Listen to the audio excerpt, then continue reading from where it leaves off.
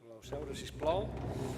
Bé, com em toquen a mi és presentar la presentadora, que és l'Anna Aran. Bona tarda.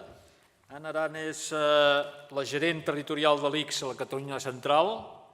Ella és especialista en Medicina Familiar i Comunitària i ha fet formació, té un màster en Gestió d'Institucions Sanitàries.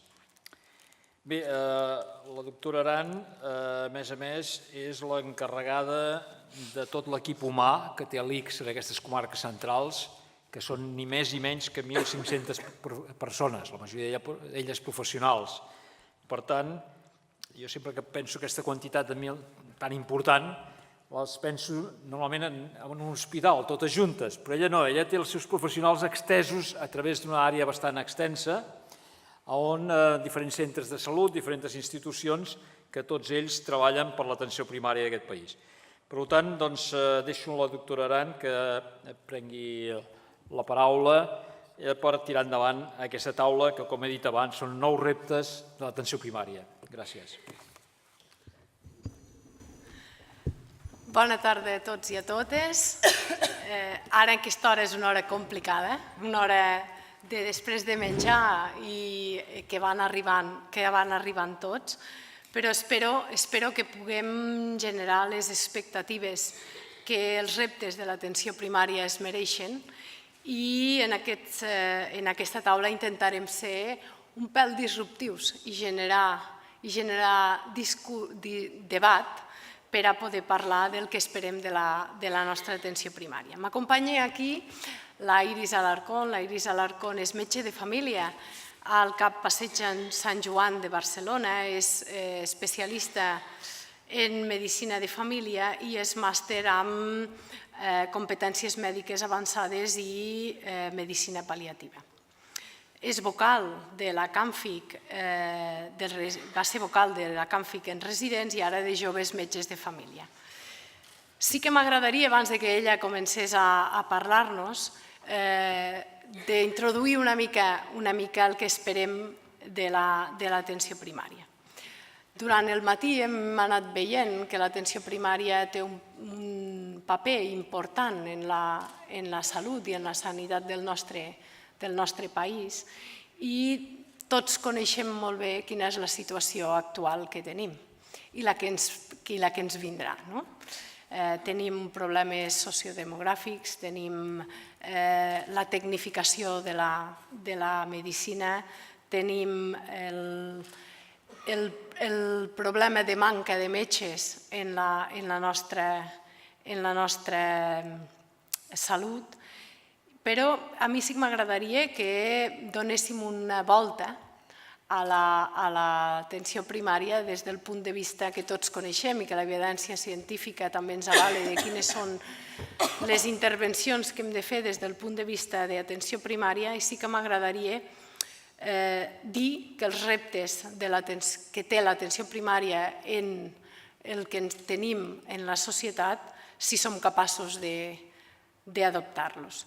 I aquí sí que us he de dir que contundentment és un sí en la resposta, sobretot en els coneixements.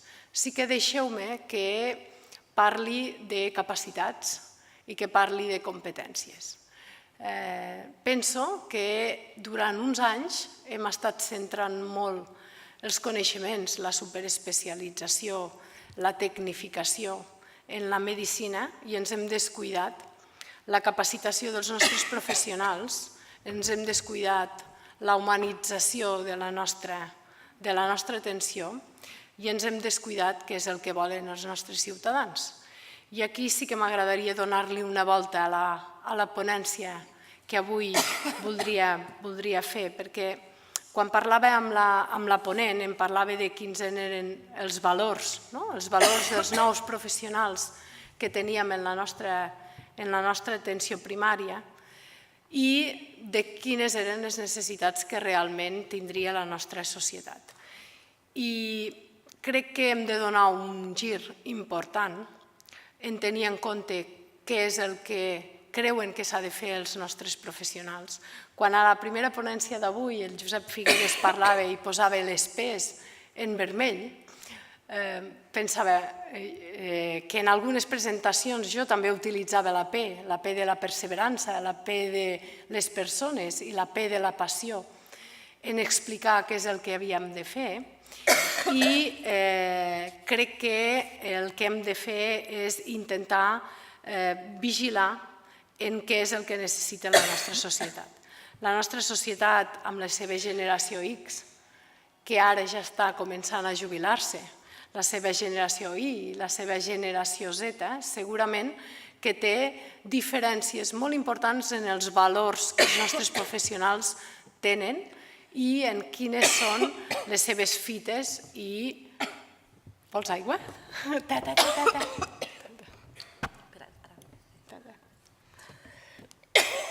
Perdoneu.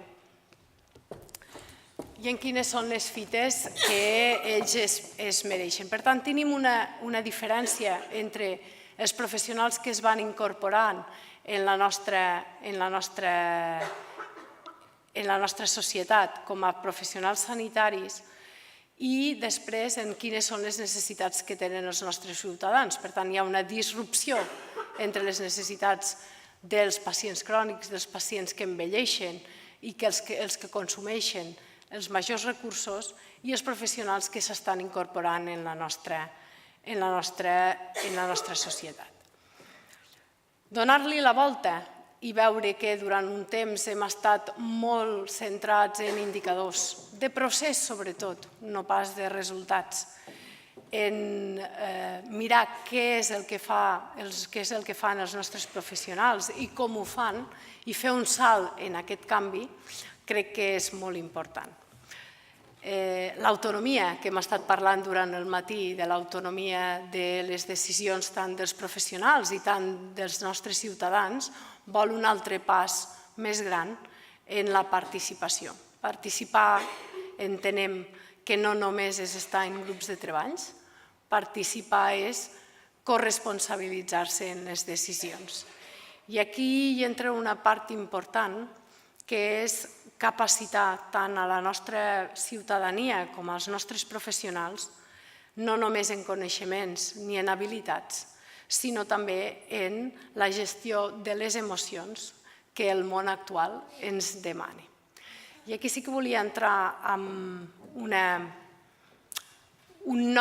nova corrent del que el món actual és un món molt volàtil, un món molt complex, incert i ambigu, i que l'hem de canviar per un món amb molta més visió que tingui perseverança, en un món molt més clar, més àgil en la presa de decisions i en acció i que sigui molt més transparent.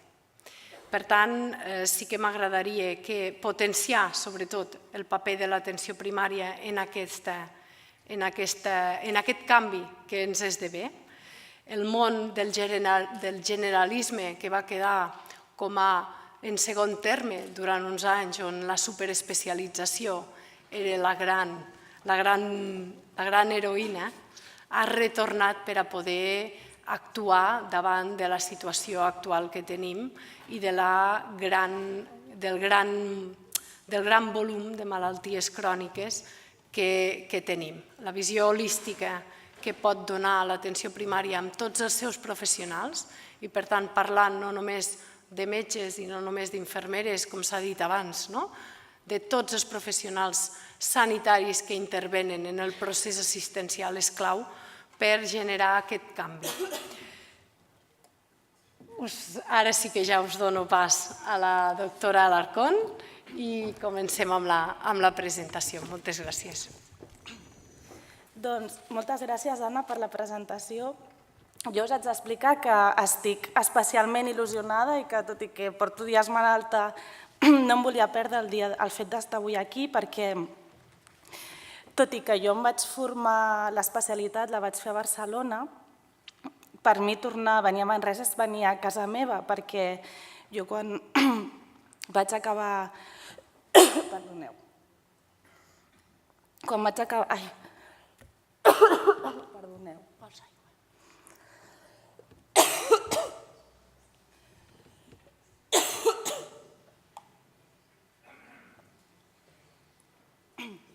vaig acabar l'especialitat, vaig estar treballant a Sant Vicenç de Castellet durant un temps, durant uns anys.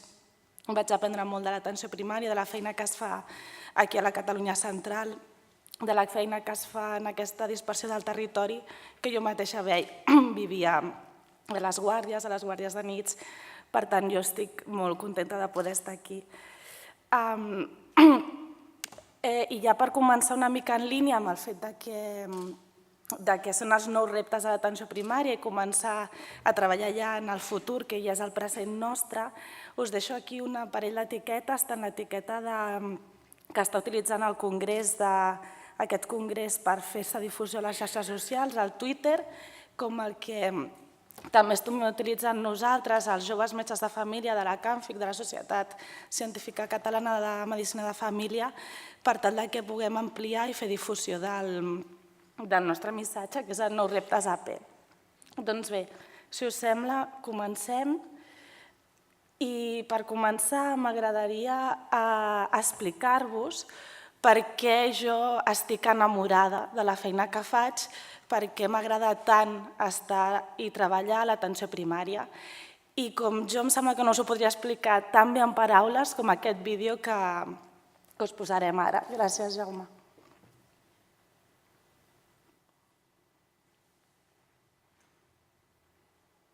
I won't keep you a moment. You have a baby on the way.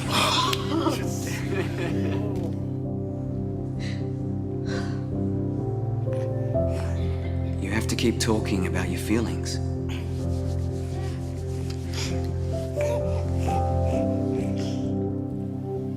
You have twins.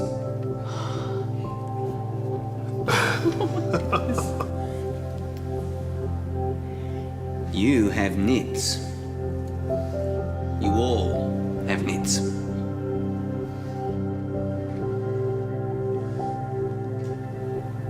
You have breast cancer.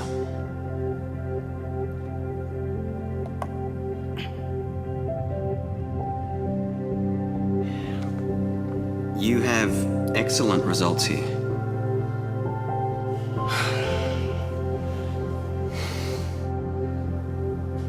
You have to stop smoking.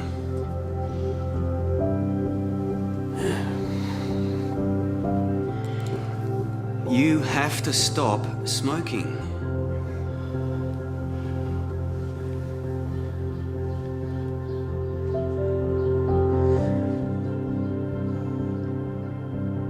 You've lost a great man.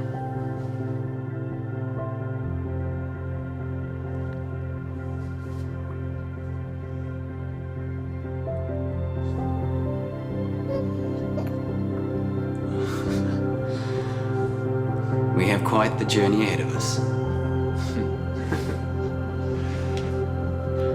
The Good GP is with the Royal Australian College of General Practitioners. Because the Good GP never stops learning. Doncs per mi és un molt bon exemple de com els professionals de l'atenció primària seguim, acompanyem, curem quan podem i sempre estem al costat dels nostres pacients. Com us deia, el primer que us volia explicar, perquè quan un pensa en el futur, jo crec que quan ens imaginem el futur de l'atenció primària, un ha de saber primer molt bé d'on venim i on estem i també de quins són els valors, què és allò que serà el fonament de la nostra atenció primària del futur. I jo us exposaré 5. Un d'ells, el primer i per nosaltres el més important, quan parlo de nosaltres, és el que us comento, que jo, com ens ha explicat l'Anna, formo part de Joves Metges de Família de la CAMFIC i és aquesta línia en la que nosaltres treballem a la societat científica. El nostre primer valor que nosaltres us volem exposar és el de la ciència. Primer perquè ens sembla que és l'arrel, és la base de la nostra professió. Una medicina que estigui basada en la medicina basada en l'evidència, una especialitat que pugui estar que se'n recordi i que pugui participar en la docència, tant en la docència dins de la universitat, en les carreres de medicina, d'enfermeria, que estigui present perquè no es pot estimar allò que no es coneix. I també una ciència, una docència i una recerca en el postgrau. poder animar, ajudar i acompanyar els professionals de l'atenció primària que vulguin desenvolupar les seves activitats en recerca i que sigui una recerca potent i de qualitat i pròpia de l'atenció primària. El segon valor que us volem explicar és el del cooperativisme, el del treball en equip. Estem en una societat en la que cada vegada més treballem en xarxa. Nosaltres, jo, per exemple, que soc metge de família a Barcelona, a la Passeig Sant Joan, tinc al costat, a la porta del costat, la meva infermera. Hi ha 4 passes a la treballadora social. Es tracta d'això, que tots treballem en xarxa i això és el més complicat. Jo crec que un dels molts reptes de l'atenció primària de treballar de forma connectada amb els professionals de l'hospital. Moltes vegades existeix aquesta escletxa en la comunicació entre uns i uns altres i realment un dels valors que nosaltres desitgem és de poder treballar en xarxa. Que tant que siguem coloms o siguem agapornis ens puguem assegurar tots en la mateixa taula i poder menjar plegats i compartir. El tercer valor és el del compromís. El compromís amb un mateix i amb la feina que fa, amb la tasca professional que desenvolupi i un compromís també i sobretot amb els pacients, perquè és a ells el que ens devem i gràcies al que som. Un compromís que representa ser honestos amb la feina que fem i amb ells, amb la forma en què ens comuniquem. Sé que aquest matí hem estat parlant de com el pacient ha d'estar empoderat, ha de conèixer la seva situació de salut i com ha de ser capaç de decidir. Jo penso que això passa per estar compromesos amb ells i el que us comentava, ser honestos amb tot allò que nosaltres els expliquem, respectant les seves decisions. El quart valor serà el de la il·lusió. La il·lusió, l'esperança. En aquests moments en els que estem vivint, uns moments molt convulsos, tant socials com en la medicina, com en l'atenció primària, el tenir esperança per una medicina millor, per una atenció primària millor, de més qualitat, que ens pugui ajudar a desenvolupar la nostra tasca d'una forma més confortable. Tenir il·lusió, esperança i treballar dia rere dia per poder-ho aconseguir. I l'últim de tots és la passió, perquè, com us deia, avui en dia l'atenció primària, aquesta idea que almenys nosaltres, els metges de família, i ara si em permeteu parlo un moment de la meva tasca que jo faig, que és de metge, quan un acaba es pensa que tindrà una consulta pròpia amb els seus pacients i que el seguirà al llarg de tota la vida, aquest vídeo que jo us he posat al principi de tot. I després te n'adones que la vida no és així, que hi ha molts companys que estan treballant a urgències, que d'altres estan en serveis de pal·liatius, que d'altres estan fent atenció domiciliària. Allà on estigui un metge de família, allà on estigui l'ànima de l'atenció primària, que hi hagi passió, que hi hagi amor en allò que fem.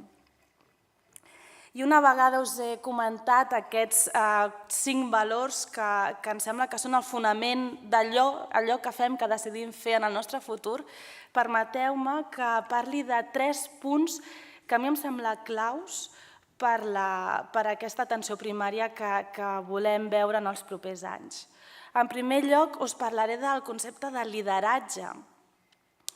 I per parlar de lideratge, a mi m'agrada molt i m'és impossible no pensar en Martin Luther King. Aquest home que tenia un somni, que va ser un somni pel que va lluitar, pel que va aconseguir moure masses i que tothom anés en una mateixa direcció. Recordem-lo.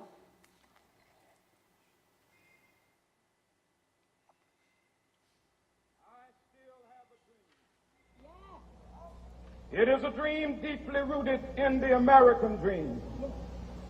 I have a dream that one day this nation will rise up and live out the true meaning of its creed. We hold these truths to be self-evident, that all men are created equal.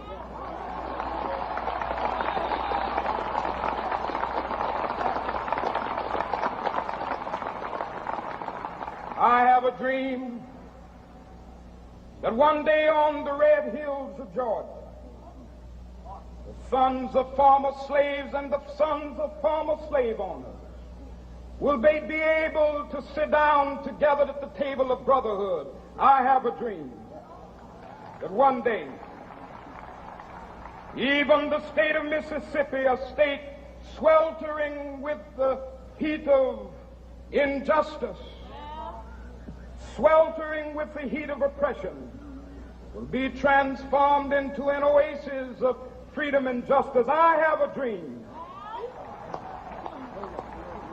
that my 4 little children will one day live in a nation where they will not be judged by the color of their skin, but by the content of their character. I have a dream today. Doncs amb aquesta idea de que jo tinc un somni, I have a dream, us convido a que fem un exercici. Em sembla que hi ha un micro per aquí per poder parlar i us demanaria que tanqueu un moment els ulls i que recordeu una persona, un professor, algú que us hagi inspirat, que fos un professor, una persona que us hagi inspirat en com era, com feia les coses. I si hi ha algú que s'anima a compartir-ho amb nosaltres, doncs us ho agrairé. Mira, en tenim un.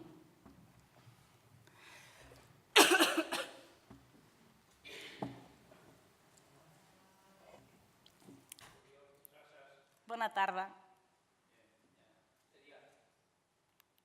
El què? Com? Era pediatre, era un metge de família. I què era aquest pediatre? Què és el que feia que l'inspirés? Com era? Expliqui'ns alguna cosa que va passar que l'inspirés. Bé, la consciència de que som un país i que no podem vèncer per la força, sinó vencerem per la força de les idees. Molt bé, moltes gràcies. Algú més vol compartir?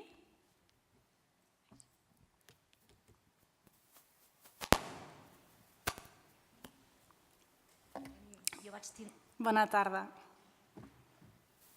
No sé, sents? Sí. Jo vaig tindre la sort de conèixer el Jordi Gol i Golina. I a nivell professional i a nivell personal. I 2 setmanes abans de morir-se, jo tot just que acabava la carrera, i em va comentar, Àfrica, hem de ser incombustibles. O sigui, una frase que em va quedar. Amb tot el que estava en plena cosa de la reforma, amb tota la història clínica i tot això. I bueno, per mi ha sigut un referent. Moltes gràcies. Algú més vol compartir amb nosaltres l'experiència? Miri, la doctora Forés.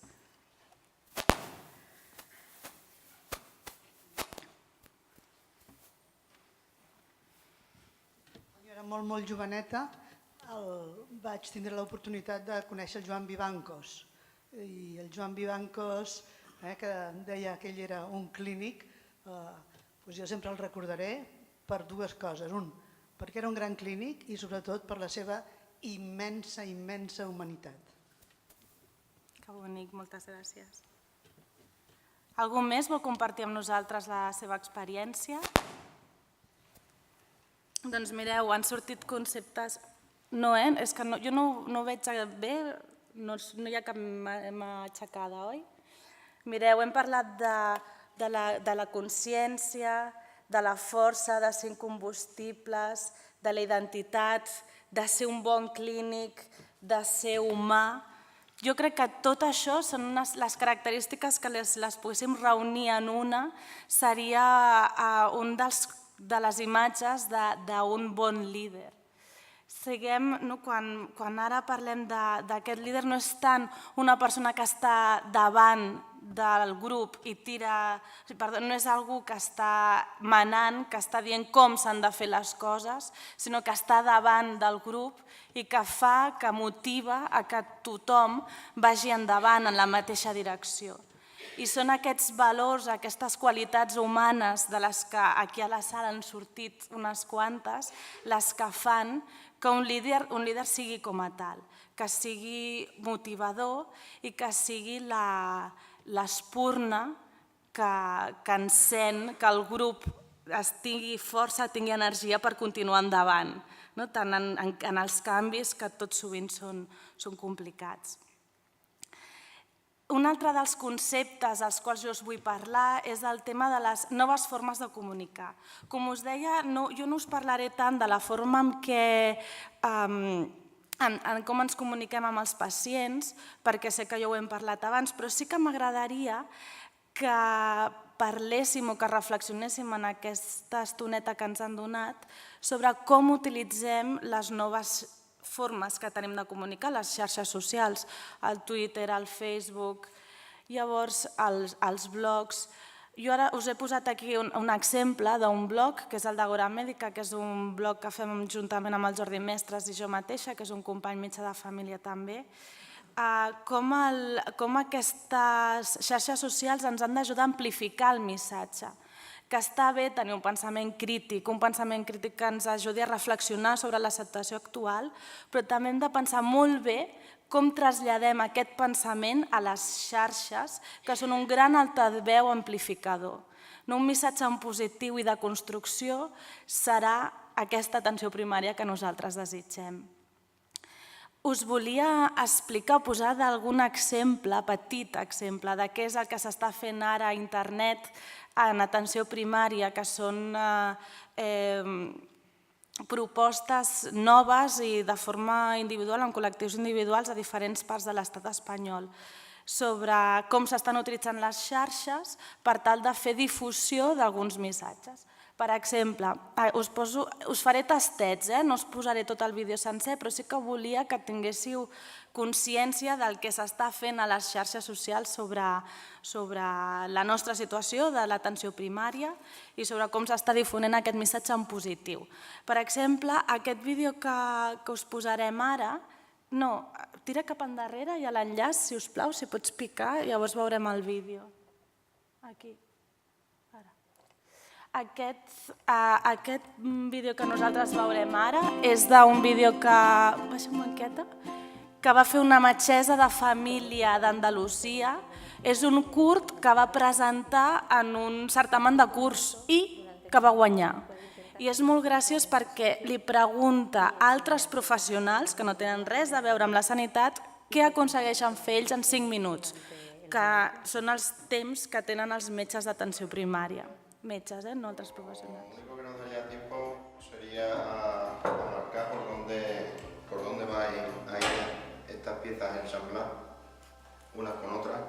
Pues mira, yo básicamente en mi trabajo no puedo hacer nada en 5 minutos, solo abrir la puerta. Y esto, pintarlo que lo vamos a pintar, en 5 minutos no nos da tiempo. Pues en 5 minutos la verdad que prácticamente nada, llegar aquí y no te da tiempo ni a ponerte bien.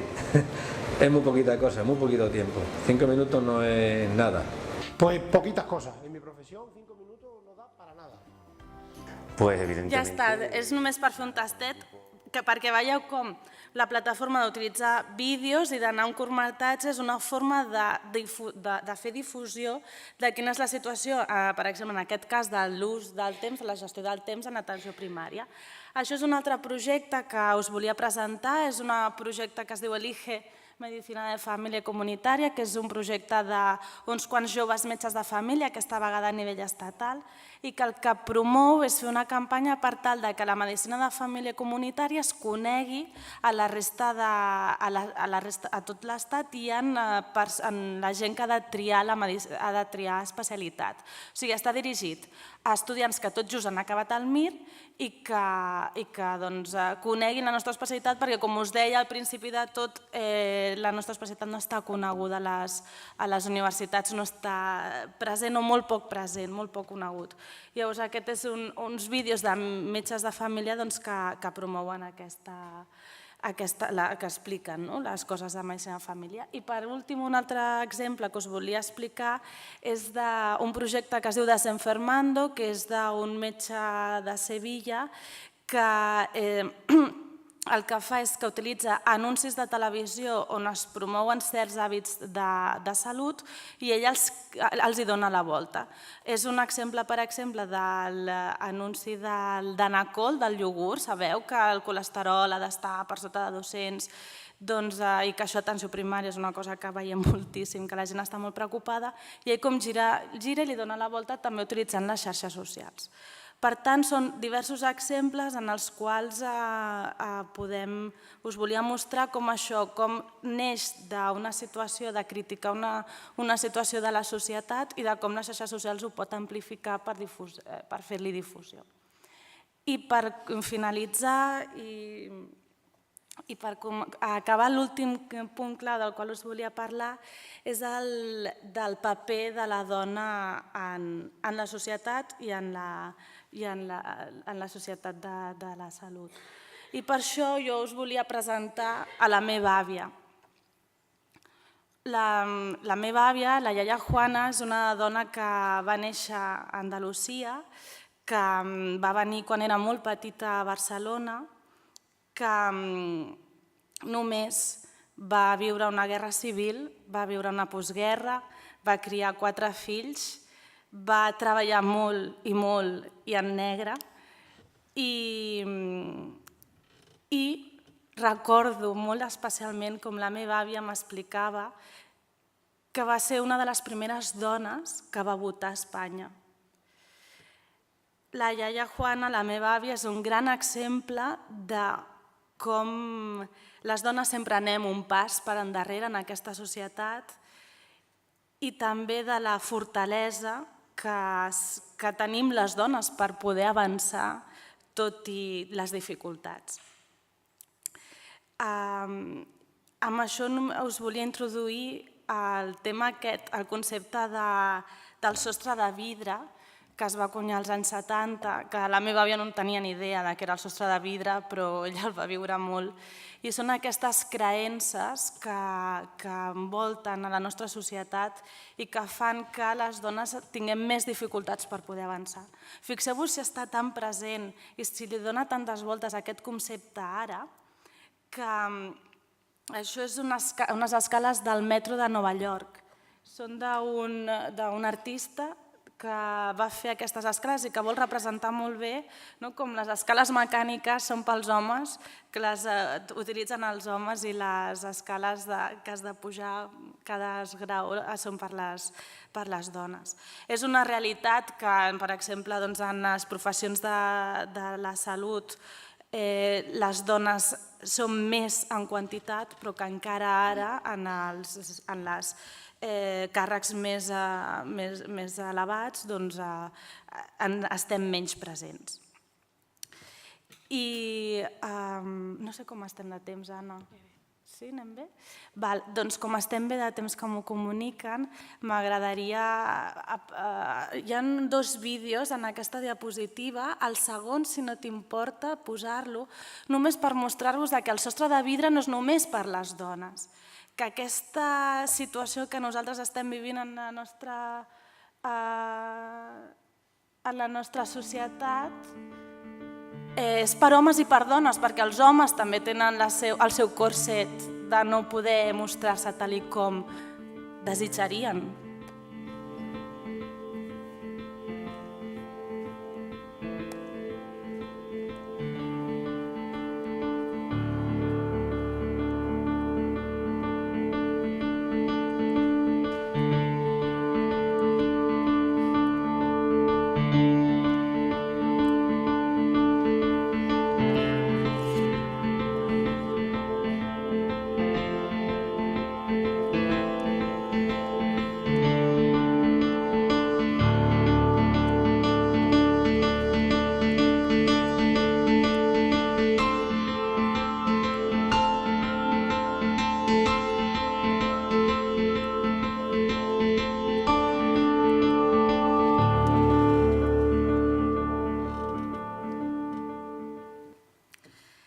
Doncs això.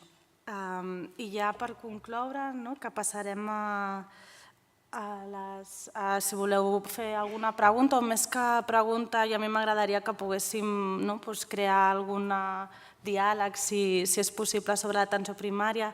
Ara a continuació estarà el doctor Sisó, que ell també ens il·lustrarà sobre això, la primària que volem, i està la doctora Forés, que és la presidenta de la Camfic, vull dir que és una bona oportunitat. Només donar-vos les gràcies una vegada més per tenir l'oportunitat que l'atenció primària estigui tan present en aquest congrés. Gràcies, Anna, per la teva ajuda. I l'atenció primària del futur, la que volem, sobretot és això, és una atenció primària en positiu i amb la que volem donar la força als pacients que finalment aquí nosaltres ens devem. Moltes gràcies. Bé, si veieu, tenim l'exposició d'una persona especialista en medicina de família, generació I, que de vegades ens sorprèn que enfoquem les coses d'una altra forma des d'una altra... del 83, oi? 84. Del 84. De vegades veiem el distanciament que hi ha entre les generacions. Tots sabem el que hem de fer, però el com ho vivim i el com ho percebem i el com hem d'actuar és diferent. I a mi m'agradaria que visualitzéssim com a disrupció en el discurs, que la humanització i la sensació de les emocions, que de vegades ens descuidem en el nostre discurs, tenen molta importància en el que fem. I de vegades en què els projectes que per molta evidència científica i per molta evidència en els estudis que hi hagi no tiren endavant. Crec que és important que incorporem el que pensen les generacions joves en el canvi que ha de tenir l'atenció primària, perquè és el valor fonamental, els nostres professionals, del canvi que hem de generar. Dit això, comencem el debat. Qui vol fer la primera pregunta? Allà dalt tenim una mà aixecada. Hola, bona tarda. Moltes gràcies per l'exposició. Soc Carolina Roig, metge de família del CAP de Caldes de Malavella. Volia dir que la idea aquesta del repte dels 5 minuts, està clar que les altres professions costa molt de fer en 5 minuts el que nosaltres fem, i fem moltes coses en 5 minuts. No sempre ho arribem a fer en 5 minuts, perquè clar, tampoc som super... Però jo, seguint en la teva direcció, jo també volia dir que jo també tinc un somni. És a dir, quan podré tenir els meus 20 minuts? És a dir, ja no per mi, sinó pel pacient que tinc a davant, que crec que s'ho mereix. I crec que és una cosa que anem reivindicant any rere any i que no acaba de... Ja dic, ja no per mi, sinó perquè penso que, com hem dit, ens devem al pacient i, a veure, la medicina de família... Jo soc una devota de medicina de família, realment m'encanta, però clar, penso que sí que hi ha tothom, no? Tothom es posa i és molt maco dir sí, que sí la medicina de família, que ho pot fer tot. Jo no en dubto que ho pugui fer, el que passa és que doneu-me els recursos i doneu-m'ho tot, perquè és que si no, no ho puc fer. Jo no dubto les meves capacitats, de tot se'n pot aprendre, tot pot ser més o menys bé, no? Però jo tinc un somni, tenir 20 minuts per pacient, almenys. Gràcies. Gràcies teu i de tots els professionals, em sembla que d'atenció primària, de poder tenir 20 minuts. És cert, estic d'acord amb tu. El que més conec som els metges d'atenció primària, però també, ara que treballo molt això amb l'infermera, molt colze a colze, i conec també molt la feina dels treballadors socials, és cert que estem altament preparats, altament qualificats, i que només ens falta el temps per poder-ho fer. És cert. Llavors, és una de les reclamacions que neixen en aquest congrés i que ojalà que puguin arribar a desenvolupar-se. Totalment d'acord. Alguna altra pregunta?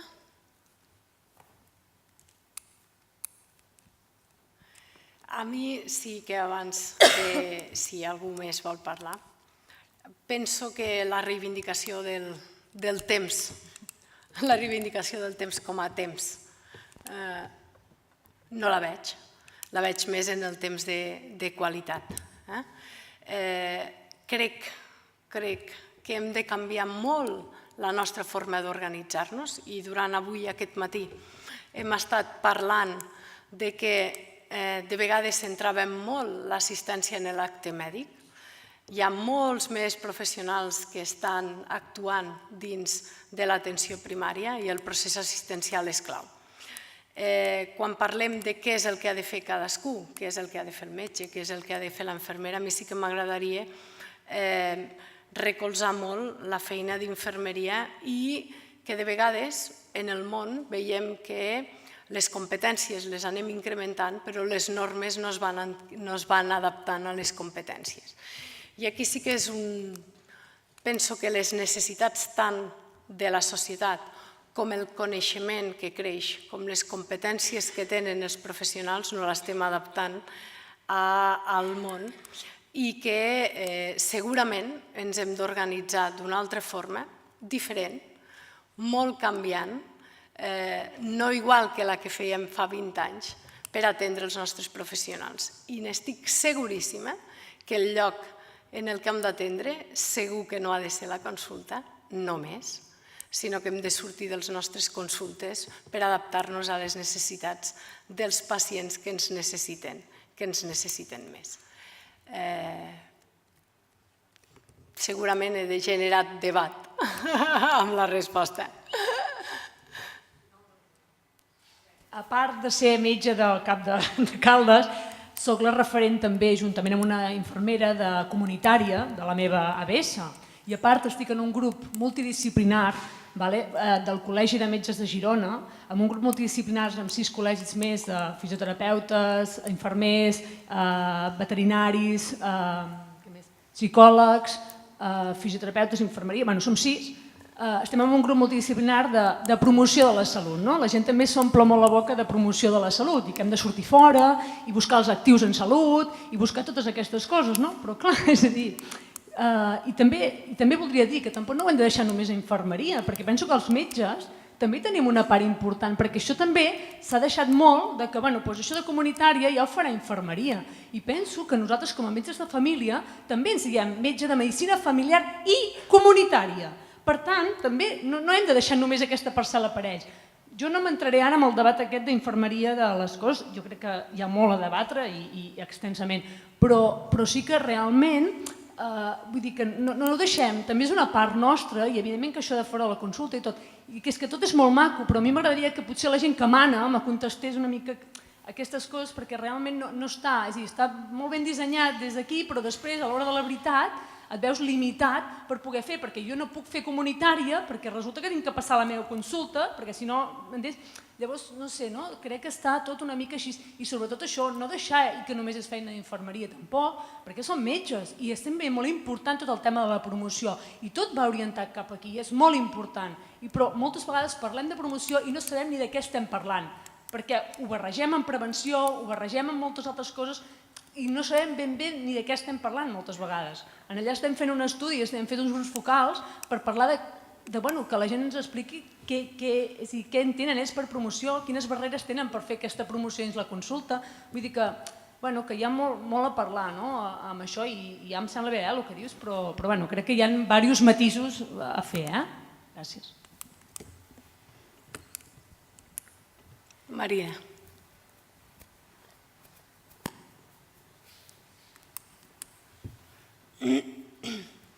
Gràcies per la intervenció. Jo volia preguntar-te, o preguntar a la taula doctora incloïda, quins són els instruments claus perquè la primària sigui resolutiva? És a dir, què necessita part del temps? És a dir, tenir més temps, diríem, a la consulta, perquè tornen a augmentar les urgències d'hospitals.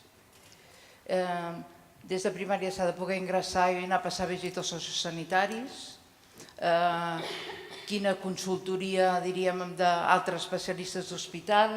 És a dir, aquest és un tema molt important, perquè la primària, que insisteixo, la primària no són només els centres de salut, perquè també volia dir la relació amb la rehabilitació, la relació amb la oxigenoteràpia domiciliària, tot l'element de domicili postcrònics, en fi, moltes coses. Però el que volia dir era si identifiqueu quins són els instruments més importants perquè aquesta primària pugui ser resolutiva, diríem, resolutiva en les expectatives també dels ciutadans, perquè potser ens sembla resolutiva, però aquest jo crec que és un dels elements de debat i jo entenc la comunitària com tot, salut mental comunitària incluïda, què hem de revisar, què és el que necessitaríeu des dels reptes, perquè la primària pugui fer la funció per la que va estar creada. I per últim el tema familiar. És veritat que hem discutit molt que és la comunitària, però una pregunta simple. Cada metge de família demanem en els pacients si tota la família vol estar escrita en el mateix metge de família o la mateixa infermera? Ho dic perquè l'element familiar és com si se'ns hagués perdut en el camí, perquè hem valorat més l'individu, probablement, i jo crec que això ho feu bé, molt bé, simplificant, però vull dir, bé, molt bé, però volia dir, a part de la part comunitària, que necessitaríem temps, perquè la comunitària requereix una revisió territorial d'altres actors, etc., l'element familiar. No parlo només de pediatria, no parlo només dels pares en tant en quant els genitors o tutors de la pediatria. Contesta. No. És que pensava que no ets la sensació que t'ho dirigia a tu.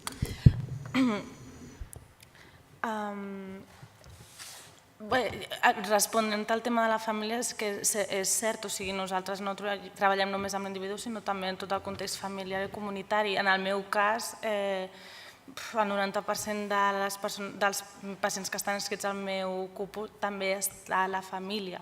Vull dir que sí que els conec a tots, però clar, suposo que és individual en cada centre i que seria una cosa a revisar, però és cert que se li ha donat la importància que toca. Pel tema dels instruments de l'atenció primària, ja et dic, és que em sembla que hi ha poc temps per entrar al debat. Sí que és cert que les coses no es poden fer com es feien fa 20 anys, és més, jo no faig les coses com es feien fa 20 anys perquè fa 20 anys estava a l'institut. Però és cert que s'han de ficar les noves vies de comunicació, l'e-consulta, el telèfon, tot això és importantíssim. És cert que s'ha de sortir del centre, s'ha d'anar als domicilis, s'ha d'anar als sociosanitaris, s'ha d'anar, s'ha de fer, tot això és cert també. Però torno a dir que per això, des del meu punt de vista, requereixen de dues coses vitals. Una és el temps, disculpeu, però és el temps per poder fer-ho bé, i la segona és la motivació. És el que us parlava, la il·lusió i la passió en fer allò que vols fer i estar motivat per voler-ho fer. Com et motives? Com un metge de família, parlo de medicina perquè és el que més conec, com un metge de família es motiva quan veu que pot resoldre de debò les coses. I com es poden resoldre? Doncs amb llistes d'espera que siguin més curtes. Curtes vull dir que quan un metge de família realment derivi a un altre especialista, a un altre company, és perquè realment ho necessita i per tant aquesta visita ha de ser en un temps curt i adequat. I també es motiva amb poder tenir una comunicació fluida amb les altres esferes. Vull dir, jo sempre els dic als meus pacients, em fa molta pena haver-te de derivar a l'hospital. O sigui, em fa molta pena que hagis d'anar a urgències, perquè no li desitjaria a cap dels meus pacients que passi per aquí, perquè sé que per ells ho passen malament. Ojalà ho poguéssim resoldre a la primària, ojalà ho poguéssim fer. No sempre pot ser així, però sí que alguns recursos que nosaltres no sempre haguem de passar per aquest nivell hospitalari, que se'ns tingui més en compte en aquest sentit. Poder fer ingressos als socios directament o als hospitals de dia amb una millor comunicació entre els nivells assistencials. Bàsicament i resumint. La doctora Figuerola volia fer una aportació. Intervencions des de la taula. La veritat és que hem tingut, a mi m'heu transmès la impressió clara que l'atenció primària pot respondre en els grans reptes que té plantejats dintre del sistema o que tenim plantejats com a conjunt dintre del sistema, i sobretot un aspecte que no és menor, que és el de hi ha projecte, hi ha passió, hi ha capacitat de poder centrar la visió de servei a les necessitats que té el pacient, que té el seu entorn, que té la família. I per tant, encara que sigui en una part, començar-nos a interrogar de què podem fer diferent des de la pròpia atenció primària. Perquè a vegades ens passa que, tot i que ho hem d'atendre, el que ens passa a l'entorn, pensar que només el mal està fora i que tenim límits que ens estan encursetant, malament trencarem els corsers si no hi ha aquesta capacitat de que la força, la capacitat resolutiva i aquesta il·lusió que la doctora ha sigut molt capaç de transmetre'ns i de poder comparar, diguem-ne, amb d'altres experiències. Dit això, que jo penso que és important allò de saber que tots plegats sentim que hi ha professionals que esteu dient aquí hi ha partit a jugar. A partir d'aquí sí que és veritat que els tòpics que ens plantegem, la cooperació o el cooperativisme que es comentava, els hauríem de saber fer jugar d'una manera que apuntin a que tothom faci aquelles coses que aporten valor i ser capaços de que el partit el puguem jugar d'una manera realment col·laborativa i en aquesta col·laboració fer-hi entrar els pacients. Jo una mica la pregunta és aquests elements disruptius que totes dues heu parlat i que ha acabat centrant-se molt en el temps, que segur que se n'ha de tenir, i més quan estem parlant de l'atenció al pacient crònic, de la domiciliària, de fer coses diferents, però hi ha alguna idea de com el tema de l'agenda, en lloc de ser la protecció que entre professionals tots pensem que hauria de ser, tenir una agenda que d'alguna manera ens permeti limitar aproximadament quina quantitat de pacients veiem, que no acabi sent el principal motiu de debat entre nosaltres. Hi ha alguna, des d'aquest punt de vista de les reflexions que heu plantejat, quins elements posaríeu sobre la taula?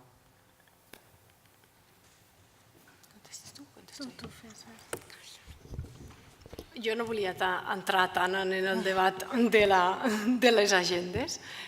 Sí que donar-li una volta en què de vegades a l'atenció primària, a pesar, i a mi sí que m'agradaria reforçar molt el missatge del conseller i les actuacions que s'han fet amb l'estratègia nacional de la primària, d'empoderar més l'atenció primària en la presa de decisions, però sí que donar-li una mica la volta en per què des de l'atenció primària encara no es visualitzava aquesta aposta. I des de bambalines, o des del back office, quan parlava amb altres generacions, es visualitzava que hi havia com un sentiment, i per això parlava de la intel·ligència emocional i per això parlava de les percepcions, que de vegades encara que fem moltes coses, depèn de com es percebin i de com els sentin, no avancem, i com li donem la volta en com se senten diferents generacions. Sí que quan parlem de quins són els instruments que necessita l'atenció primària o quan parlem del temps en agenda, avui aquest matí el Josep Figueres parlava d'una cosa que creia que era molt important, que era de vegades fem coses i les seguim fent i no aporten valor. Per tant, i aquí sí que m'agradaria ser crítica, de vegades hem de ser crítics amb nosaltres mateixos. Hi ha actuacions o intervencions que fem que no està demostrada la seva eficàcia en resultats i que les hem de canviar. I en això jo crec que aquí sí que tenim que fer un esforç per distingir si hi ha actuacions que feia 10 anys les fèiem i ara les hem de canviar perquè la societat ha canviat i a més hem vist que no generaven resultats, i sí que transformar molt la nostra forma de fer. El fet de demanar, jo crec que cadascú necessita, cada persona que atenem necessita el seu temps per atendre-la, i que si tothom fem, i aquí parlo de tots els professionals de l'atenció primària, si tots fem allò que sabem fer, segurament la complexitat de les visites dels metges incrementarà i segurament necessitaran més temps. però hem d'aconseguir que aquesta complexitat incrementi. Quan volem incrementar aquesta resolució en l'atenció primària, i deia molt bé la Iris, és com a modulador del sistema. Evidentment, quan ets resident saps fer moltes coses. Jo sabia posar bombes de dopa quan vaig acabar la residència. Evidentment que en un domicili no les pots posar una bomba de dopa, per tant tens coneixements que no pots aplicar. Per tant, també m'agradaria que es reforcessin les polítiques, que de vegades les tecnologies i les inversions ens ajudarien molt més a que en l'atenció primària es pogués ser molt més resolutiu i que de vegades no tenim les eines per a poder-ho fer. I sí que una altra cosa que també s'ha parlat al matí, que eren les polítiques transversals. No podem només pensar-nos que des de salut podrem canviar el que està passant. La perseverança en els projectes, per tant, que tinguin llarg trajecte i que es comparteixin en els diferents departaments, no només en el Departament de Salut, sinó polítiques de salut en els altres departaments, segur que ens ajudaran molt en millorar la salut pública. Perquè quan estàs format en medicina de família, la prevenció i la promoció de la salut són la clau per evitar emmalaltir. Segur que la sostenibilitat del sistema no està només en ajustar bé com gastem els diners quan emmalaltim, sinó en apostar per aquests projectes de comunitària i aquests projectes de prevenció i de promoció de la salut que tenen resultats a curt plaç molt minsos, però que segur que a llarg plaç tenen grans resultats i que deia molt bé la consellera de les Illes, que els canvis polítics, si canvien les polítiques de salut, ens fan mal a tota la població. Per tant, és importantíssim que tots, i jo crec que això hauria de ser un consens polític general, que quan ens centrem en projectes a llarg termini i sobretot en evitar que la nostra població emmalalteixi, anem tots juntament de la mà, no només el Departament de Salut i els proveïdors que treballem en això, sinó els altres departaments, per evitar, sobretot, que els nostres ciutadans emmalalteixin, que consumim recursos amb malalties que generen dependència i que tinguem una ciutadania amb molta més salut. Alguna pregunta més? L'última i ja tanquem. Doctor Pujol. Jo crec que la ponent, amb la presentació que ha fet, es pot autotractar perfectament perquè està molt capacitada. Jo volia fer un comentari en relació a el que ha dit la doctora Aran al principi, obrint una mica el ventall, no tan sols el paper de la medicina de família i de l'atenció primària, que ja heu dit moltes coses, sinó del generalisme en general. El generalisme en general, que és veritat que és una corrent que avui en dia està creixent en els països més líders en el món en sanitat en aquests moments, o almenys en coneixement científic, sí que és una corrent que actualment està emergent en base a que ens estem donant compte que la societat té unes necessitats diferents i hem passat una època de la superespecialització que ha tingut efectes molt positius, però sí que té alguns negatius, com és la fragmentació de l'assistència i la dificultat per atendre els pacients en un global. I aquí la medicina de família té un paper importantíssim, com la té la medicina interna o la geriatria, amb altres nivells, hospitalari o sociosanitari. Jo crec que hi ha un comentari que és imprescindible fer, que és que el generalisme que avui en dia l'hem de defensar, jo crec que tots els que estem en aquesta sala estem d'acord, ens trobem a l'hora de la veritat que els estudiants de medicina, quan acaben el grau i van escollir especialitat, són de les especialitats que menys els hi atreuen. I això vol dir que hem de fer una anàlisi profunda per què passa això. L'anàlisi fàcil seria dir que durant el grau no posem prou interès en els temes reals que han de configurar un metge del futur, que ha d'estar molt, ha de parar molta atenció en el que és aquesta formació holística, global, transversal, amb el component humanístic de valors. És probable que fins ara no haguem posat prou atenció i en general el sistema educatiu té tendència a anar per darrere de les necessitats de la societat. Però jo crec que ara les universitats tenim un paper molt important en això i les facultats que tenim la capacitat de fer projectes nous ens hem de prendre molt en sèrio. No per fer facultats de medicina de família i comunitària, no seria aquest el plantejament. Seria formar metges que tinguin una preparació global i que sàpiguen que en el futur han de treballar en equip, perquè ningú té la solució a això. No la té ni una especialitat concreta ni un anàlisi estret concret. La tenim entre tots. I per tant això ho hem d'ensenyar als joves abans que siguin metges, mentre s'estan formant. I crec que això és una clau de volta molt important en el tema. I penso que si som capaços de fer-ho segur que estarem millorant l'atenció primària des del punt de vista educatiu, formant metges que tinguin una visió en aquest sentit, i també l'hospitalària, sociosanitari, i sobretot aquesta visió del territori. Com podem treballar tots junts? Que jo crec que aquesta és una dificultat que té la nostra cultura. No tenim una cultura de win-win. No tenim una cultura de dir, escolta, com ens podem ajudar mútuament en benefici del que la societat ens demana, que és el ciutadà, no? O el ciutadà, abans que sigui pacient, com tu deies, ha anat molt bé. De manera que jo des d'aquí hi poso un missatge publicitari. Des de la Facultat de Medicina de la UVic UCC, que acabem de començar, estem convençuts que podem formar metges en aquesta línia.